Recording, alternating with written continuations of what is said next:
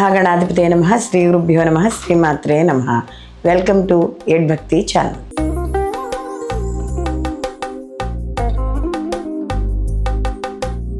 రవి గ్రహ యొక్క మార్పు ప్రతి మాసమనందు కూడా ఈ రవి ఒక్కొక్క రాశిలోకి సంచారం చేయడం అనేది జరుగుతుంది. అలాగే ఈ మాసంలో కూడా రవి మనకి ఇదైతే డిసెంబర్ 16వ తారీఖున ధనుస్సు రాశిలోకి ప్రవేశించడం అనేది జరుగుతుంది. అయితే ఈ ధనురాశిలోకి ప్రవేశించడం ద్వారా మనకి ధనుర్సంక్రమణం మనకి మొదలవుతుంది. అయితే ఈ యొక్క ధనుర్మాసం అని కూడా మనం చెప్తాం కదా, అలా. అయితే రవి మనకి చూసుకున్నప్పుడు ఆత్మకారకుడు, తండ్రి, అలాగే రాజకీయము, ప్రభుత్వ రంగ ఉద్యోగాలు, ప్రభుత్వ రంగ సంస్థలు, అలాగే శక్తికి, శౌర్యానికి, వీటికి అన్నిటికీ కూడా ఈయనకి మనం కారకత్వాలుగా చెప్పడం అనేది జరుగుతుంది. అయితే సహజంగా రవి ప్రతి మాసమునందు మార్పు చెందినప్పుడు కొన్ని రాశుల వాళ్ళకి మిశ్రమ ఫలితాలు, ఇంకో రాశుల వాళ్ళకి అధమ ఫలితాలు, తర్వాత వాళ్ళకి శుభ ఫలితాలు కొంతమందికి ఇవ్వడం అనేది ఇది సహజం, ఇది జరుగుతూ ఉంటుంది. అయితే ఈ మాసంలో ఈ యొక్క రవి యొక్క గ్రహ మార్పు ధనుసు రాశిలోకి సంచారం చేయడం వల్ల ఈ యొక్క ద్వాదశ రాశుల వారికి ఎటువంటి ఫలితాలు ఉండబోతున్నాయి, అసలు ఈ రవి గ్రహం యొక్క అనుగ్రహం పొందడానికి వీళ్ళు ఎటువంటి పరిహారాలు చేసుకోవాలి అనేది మనకి ఈ విషయాన్ని ఇప్పుడు మనం వీడియోలో తెలుసుకుందాం. ధనుస్సు రాశి. ఈ ధనుస్సు రాశి వారికి కానీ చూసుకున్నప్పుడు ఈ జన్మలో రవి సంచారం వల్ల కాస్త ఏమవుతుంది అంటే దేహము ఇబ్బంది పడడం అనేది జరుగుతుంది. అంటే శారీరక మానసిక సమస్యలు అనేవి ఉంటాయి. అలాగే ఇక్కడ మనకి ధనక్షయం అనేది కనబడుతూ ఉంటుంది. మానసికంగా విపరీతంగా అలసిపోవడము, లేదా ఎక్కువగా ఒక విషయం గురించి ఆలోచించడం, ఇలాంటివన్నీ ఉంటాయి. ఆరోగ్య సమస్యలు అనేవి ఉంటాయి. ప్రతి పని కూడా శ్రమతో కలిగి ఉండడం అనేది జరుగుతుంది.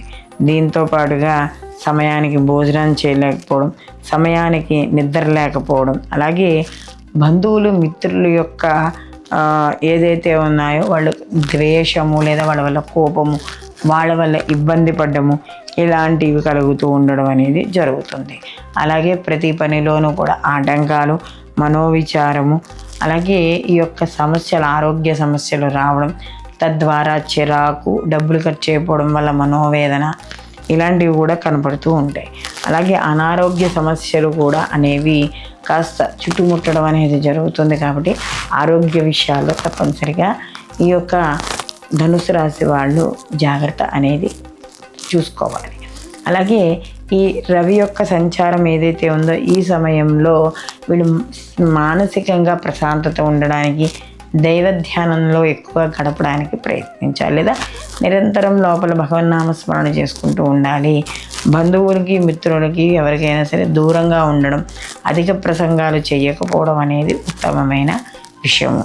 అలాగే ఎక్కడికైనా ఏదైనా ప్రయాణానికో, లేకపోతే ఎవరినైనా బంధువులు కలుసుకోవడానికో, ఎక్కడికి వెళ్ళినా కూడా 10 రూపాయలు అయ్యే చోట 20 రూపాయలు అవ్వడం, ఇలా అనవసరమైన ధనం ఖర్చు, లేదా చూడంగానే అది కొనాలన్న ఆలోచన, అంటే అది ఎంతవరకు అవసరము అనవసరము అనే విషయం అనేది పక్కన పెడితే అక్కడ నచ్చింది కాబట్టి కొనేయాలి అనే భావన మాత్రమే ఇక్కడ కనపడుతూ ఉంటుంది. కాబట్టి అనవసరమైన ఖర్చులు అనేవి తప్పనిసరిగా జాగ్రత్తగా ఉంచుకోవడం అనేది మంచిది.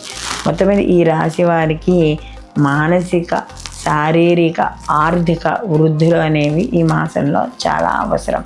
కాబట్టి వీళ్ళు ప్రతి నిత్యము కూడా తప్పకుండా ఇంట్లో పొద్దున్నే వీళ్ళకి అరుణపారాయణ చేయించుకోవడం, లేదా అంటే అరుణపారాయణ పెట్టుకోవడం, ఈ ఆదివారాలు నియమాలు పాటించడం, ఈ యొక్క ధనుర్రాశిలో ఏదైతే రవి సంచరిస్తున్నాడో ఈ మాసంలో ఉండడం, అలాగే ఇక్కడ రవికి పరమాన్నాన్ని చేసి నివేదన చేయడం, ఆవు పాలతో చేసిన పరమాన్నాన్ని నివేదన చేసి ఇక్కడ రవికి నివేదన చేసి ఆదిత్య పారాయణ కానీ, సూర్య నమస్కారాలు కానీ, సూర్యాష్టకం కానీ, లేకపోతే సూర్యుడికి సంబంధించిన ద్వాదశ నామాలు కానీ ఏవైనా సరే సూర్యుడికి సంబంధించి ఉదయాన్నే లేచి ఆ నివేదన చేసి పెట్టడం ద్వారా ఈ యొక్క సమస్యల నుండి దూరం అవ్వడం అనేది జరుగుతుంది.